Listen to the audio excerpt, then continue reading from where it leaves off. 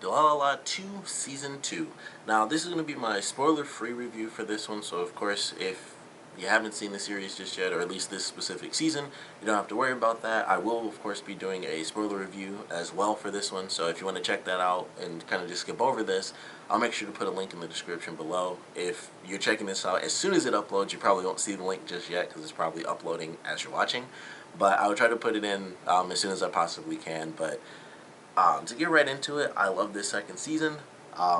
This second series, like the first one really blew me away, and then this second one kind of did the same thing, and it was really the same giant element that got me, and it was Mikado. I think just the way they ended the first season was already insane enough, and then the way it kind of went through, and it kept building up little by little, and he's going around, and it's like, okay, well, he's having conversations with people, kind of explaining what he wants to do with the blue squares, somewhat, pretty much vaguely, not saying like, hey, I'm with the blue squares, but kind of explaining things vaguely, like, I want to do this, I basically want to make things right, not just, for the dollars itself, but for my friends, so that everything can be right, so that we can be how we were. It can be the three of us, and not just, me and Henri kind of wondering what's going on with Masami. So the way all that stuff played out and how it just ended, I was just like, crap. Like, it scared me. It was just like the first season. What scared me, I think, came to fruition in this. And that's exactly what I was worried about. And I won't get, of course, into any sort of specifics. But just the path he was on, I was worried how it would play out. And in some ways, it was a little different. And it was like, okay, I didn't expect this to happen. And then the way it just ended, I didn't expect whatsoever. And it was just like, I don't know what to think about this, because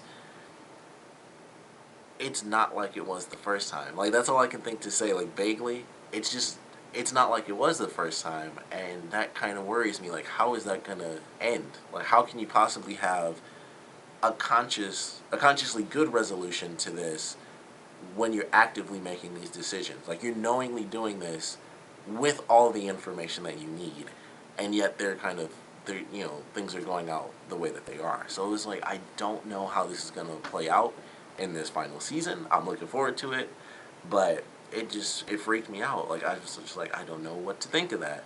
And then we have pretty much all the other insanity going on as well with Izaya. I was kind of happy to see Izaya sort of get taken down a peg in these last two seasons, and I actually enjoyed that, because he was the guy who was on top of the world, and we kind of got that a lot with Aoba, because he was kind of the same character, in the first season, and he's realized, even though he's still kind of getting what he wants, he's not exactly, at the top of the mountain, so to speak.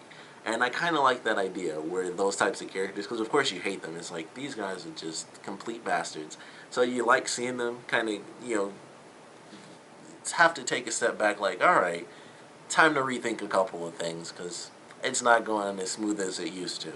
So I like that idea. I enjoy getting to see that a little bit. And just some of the other little stuff, like, there's just crazy things, like Seiji, and, like, just the tree. I only remember Seiji's name, so it's like I always have to say Seiji's girlfriend and Seiji's sister, because I don't remember their names.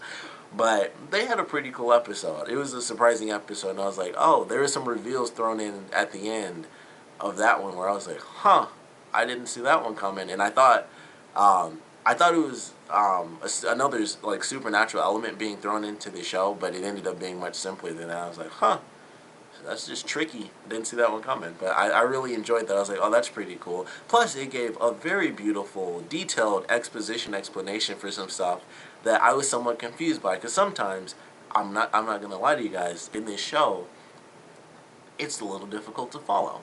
I still enjoy it, but sometimes there are little things where it's like, when it's characters, especially like the Yakuza stuff with Yakusu and whatever this other group was, the Miyasu, whatever, those people, that, like, completely confused me, because they just threw them in there, and, like, I just didn't know what to think of that. I mean, it's clear that they've become an important thing, because it's, like, adding to the gang element, and then we have, like, it's almost like three tiers, because we have, like, our low-level stuff with the yellow scarves and the blue squares and the dollars, and then we have kind of the middle ground is, like, this new group that's sort of it was sort of like really low level, but then they're trying to be a little bit more. And then of course we have our actual Yakuza stuff with the Aokusu. So we have like 3 different layers of gang war stuff going on, and I like that.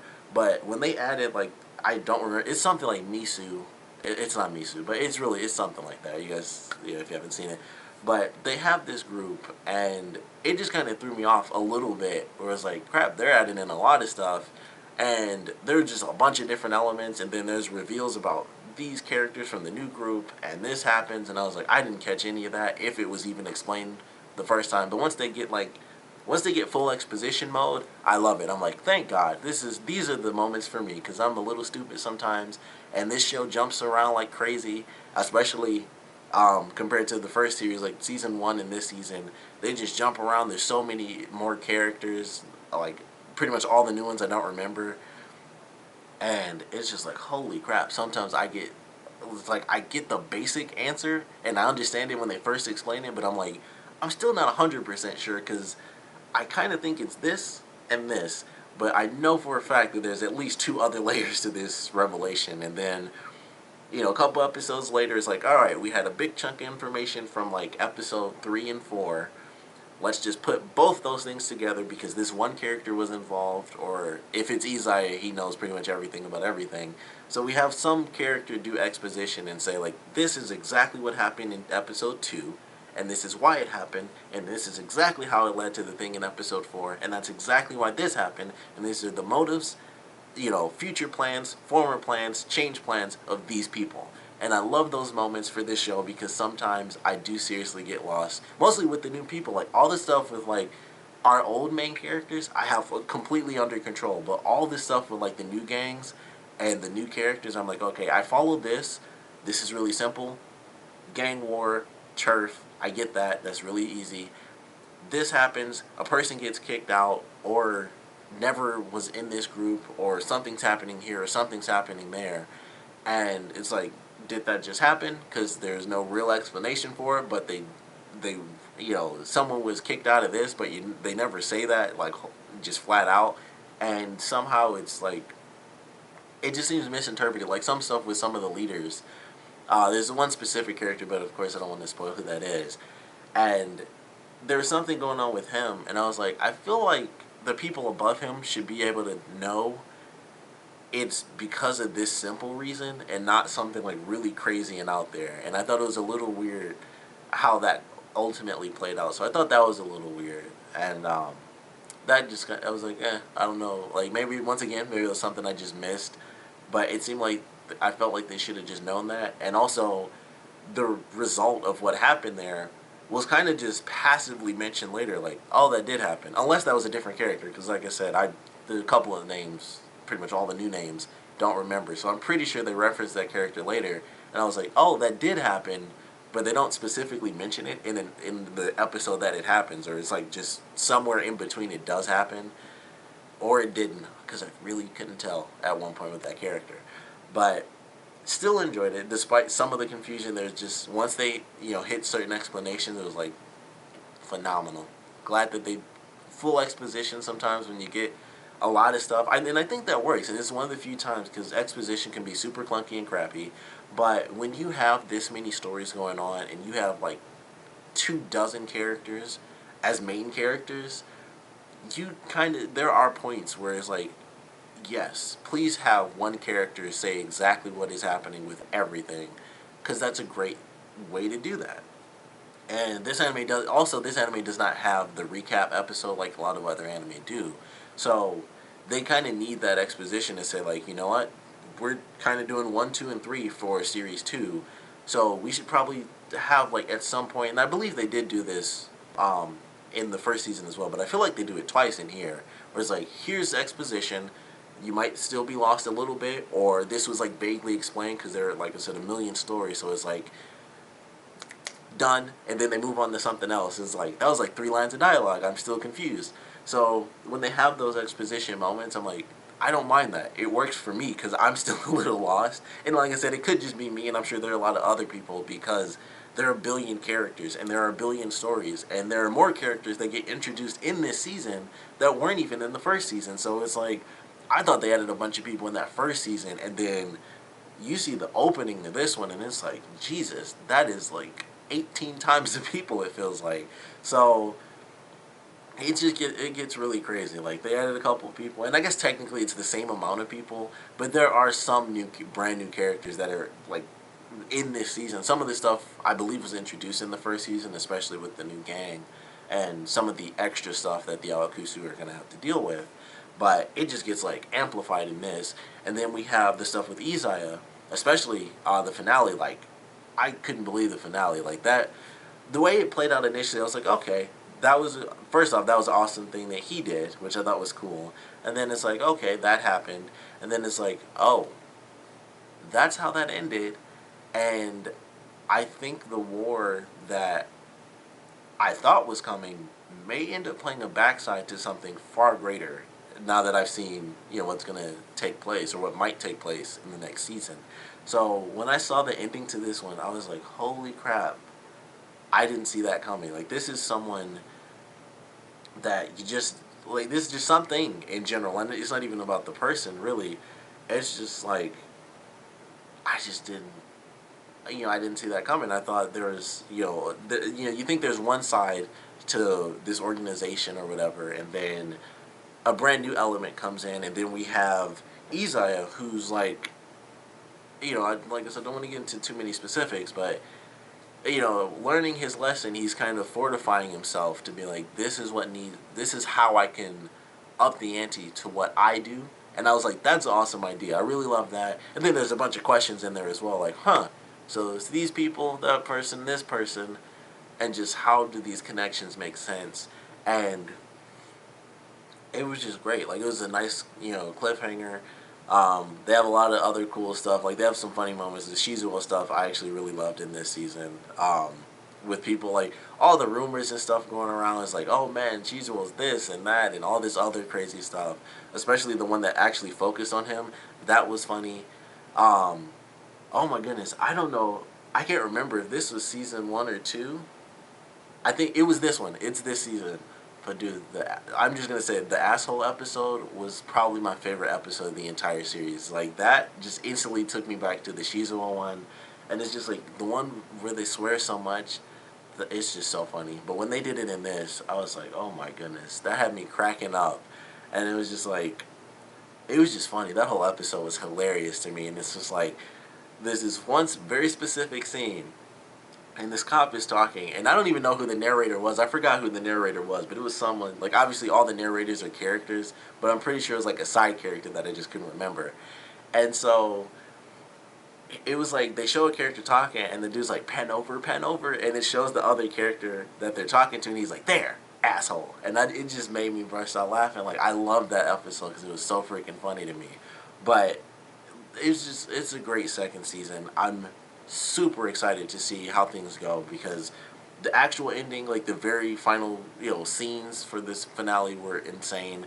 The whole final episode was nuts, because then it's like I said, the stuff with Mikado and how all that's playing out knowingly, it bothers me. It kind of makes me upset, and I think that's good, because it's like, it just makes me upset. Like, I don't know how I feel about his character at this point. I love what they're doing with him, but I don't know about him anymore. It's like, I don't know what I think, and it's like, I'm freaked out. And I don't, like I said, don't want to get into specifics, but just what they did with him, I thought was great, and how it expanded to not just we see it as characters or as viewers, but the characters start to see it as it continues, like what's happening a little. They get more insight, and that just made it better, because I was like, wow, that kind of, it just puts it in full force where he has to confront it from characters within the show, and it just made it even better to hear his dialogue, and it's like, wow, that's great, and I can't wait to see what they do with that. But I love this second season, just like I did the first one.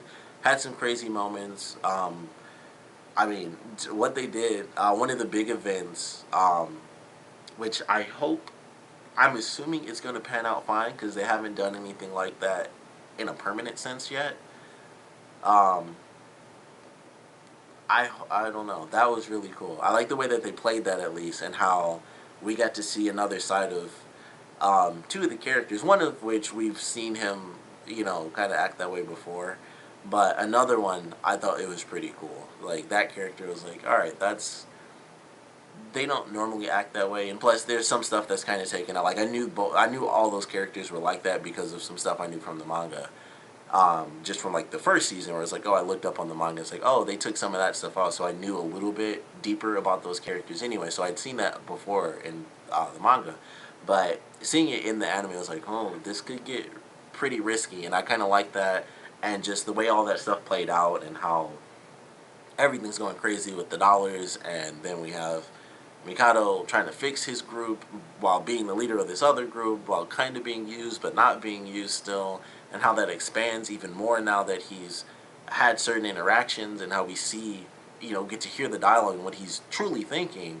And it's like, if you watch the season, this isn't a spoiler, but and I'm not going to say anything, but kind of what you expect, and not even in a bad way, but kind of what you might think, at least at some point, what you might think ultimately ends up happening. I assume. I mean, based on the dialogue and based on what I've heard and seen, there are just certain elements where you're like, this seems really bad, and then by the end, it seems like it's just going to get worse. And I could be wrong, and it could just flip the script, in this next season, but I just don't know. But I certainly loved it. I loved the ending and just how everything's played out, and there are, like, 3 giant cliffhangers. Like, there's just the survival of 2 of the characters, and then the war stuff going on, and then certain reveals that happen. So I can't wait to check out this final season. If it is I still don't 100% know, but I'm pretty sure it's the final season of Series 2 is 3 seasons. But I can't wait to see what they do with this one. I certainly enjoyed this one, of course. Gonna do a spoiler video for this. I'm gonna do it right after. I'm not 100% sure just yet, but I'm definitely gonna have one up for sure. But I would love to know, without spoilers, or if you want to do spoilers, you can just put spoiler tags and we can talk about it in the comments before I do my spoiler video, or you can just wait till that. But if you just want to put like vague things about what you liked or didn't like, definitely put it down in the comment section below. I would love to know what you guys thought about this one, like your favorite parts of the season, least favorite parts, funny, dramatic, action-wise, because as always, there's a great amount of all 3 of those things. And that's why this series is great, because it has what I consider to be the trifecta of any great series, or even film series or anything. It has comedy, drama, and action. Those are the big 3, and when you do them right, you have like a perfect series, as far as I'm concerned, at least. Like, it's one of the funniest shows I've ever seen. It has great action, and probably the action is like on the smallest scale, but there's still a ton of action in it. And then, of course, there's a ton of drama, especially I think in this one, even more so than the first series, which I think got super dramatic maybe halfway through or a little bit after the halfway point. But this, because it already had, the kick-started the drama from the first series, the first season of this series was just like 3 or 4 episodes in, it just like went off the rails with the craziness. Like, now we know what to expect, and this, it didn't even double it, it like quadrupled it, especially by the time it got to the end. And it's just, it does it well, and it still fits in a lot of great comedy and action at the same time. So certainly want to know what you guys think about it. Like I said, if you want to do spoiler comments, just put spoiler tags, and I will of course talk back and forth with you guys like crazy. I haven't checked out the final season yet, so once that comes on Netflix in July, which is like July 1st, I will of course be doing that. So please no spoilers for me, because that would really suck and I'd hate you. But we'd love to know what you guys thought about this season. Like I said, I will be doing a spoiler video if you just want to wait and, put whatever comments you want in that video. But either way, I'd love to know what you guys think, unless you want to wait. And of course, thank you guys for watching.